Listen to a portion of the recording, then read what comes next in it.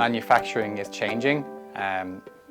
The EU Corporate Sustainability Reporting Directive, which came into force in 2024, means companies must now measure and reduce their environmental impact, and they need people to lead this transition.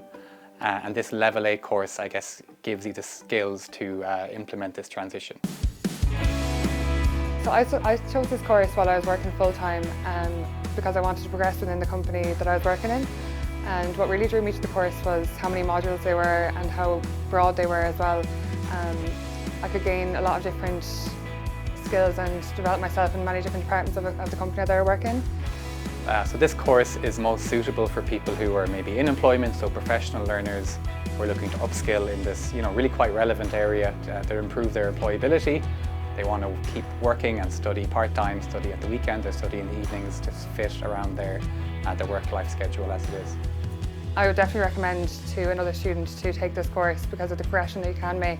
I've moved from a product builder to a line facilitator, and then it just shows the progression that you can make when you do a course while working full-time.